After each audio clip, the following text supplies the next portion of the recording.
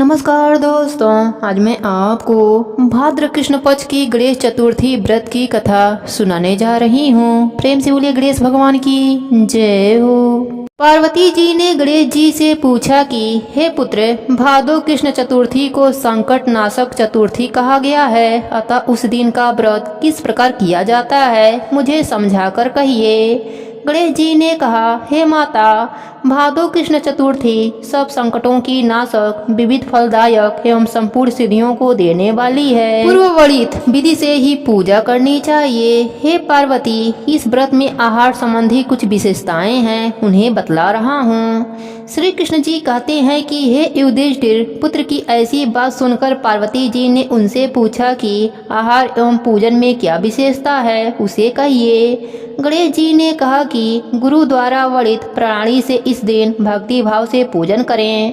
12 महीने में अलग अलग नामों से गणेश जी की पूजा करनी चाहिए। विनायक, एकदंत, कृष्णपिंग, गजानन, लंबोदर, भालचंद्र, हेरम, विकट, वक्रतुंड, आखुरत, विघ्नराज और गणाधीप, इन 12 नामों से व्रती को गणेश जी की पूजा करनी चाहिए। अलग अलग महीने में क्रमशः एक एक नामों से पूजा करें। चतुर्थी के दिन प्रातः नित्य कर्म से निवृत्त हो व्रत का संकल्प करें। तत्पश्चात रात्रि में पूजन और कथा श्रवण करें। पूर्व काल में एक नल नामक पुणात्मा और यशस्वी राजा हुए। उनकी रूपशालिनी रानी दमयंती नाम से प्रसिद्ध थीं। एक बार उन्हें श्रापग्रस्त होकर राज्यच्युत होना पड़ा और रानी के वियोग में कष्ट सहना पड़ा। तब उनकी रानी दमयंती ने इस सर्वोत्तम व्रत को किया। पार्वती जी ने पूछा कि हे पुत्र, दमयंती ने किस विधि से इस व्रत को किया और किस प्रकार व्रत के प्रभाव से 3 महीने के अंदर ही उन्हें अपने पति से मिलने का संयोग प्राप्त हुआ, इन सब बातों को आप बतलाइए।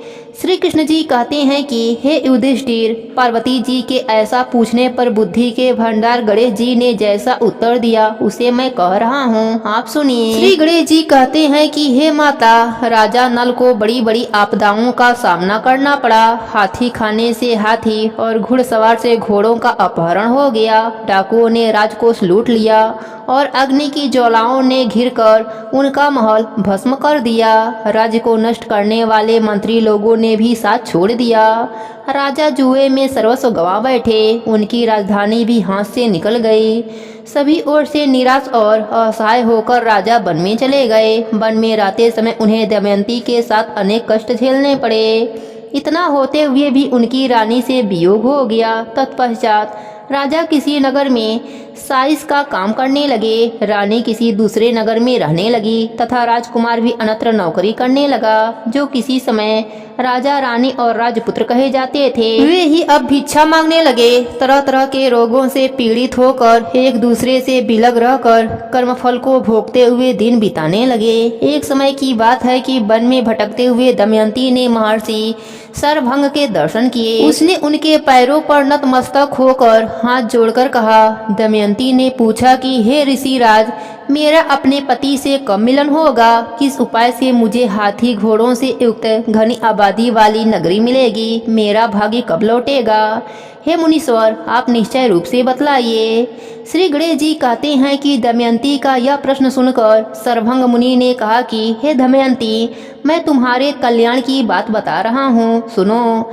इससे घोर संकट का नाश होता है, सब कामनाएं पूर्ण करने वाला एवं शुभदायक है। भादो मास की कृष्ण चतुर्थी संकट नाशन कही गई है। इस प्रकार नर नारियों को एकदंत गजानन की पूजा करनी चाहिए। विधि पूर्वक व्रत एवं पूजन करने से हे रानी, तुम्हारी संपूर्ण इच्छाएं पूरी होंगी।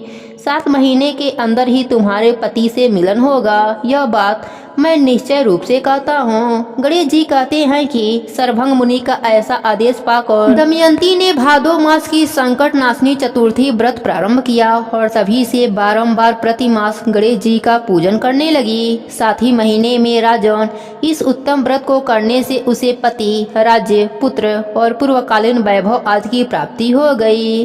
श्री कृष्ण जी कहते हैं कि हे पृथा के पुत्र युधिष्ठिर, इसी प्रकार इस व्रत को करने से आपको भी राज्य की प्राप्ति होगी और आपके सभी शत्रुओं का नाश होगा, यह निश्चय है। हे राजन, इस प्रकार मैंने सभी व्रतों में उत्तम व्रत का वर्णन किया है। यह सब कष्टों का नाश करता हुआ आपके भाग्य की वृद्धि करेगा। हे गणेश जी महाराज, जैसी कृपा आपने दमयंती पर करी, वैसी ही कृपा आप अपने सभी भक्तों पर करना। कहानी अधूरी हो तो पूरी करना, पूरी हो तो मान रखना, सबके व्रत को पूर्ण करना। प्रेम से बोलिए गणेश भगवान की जय हो।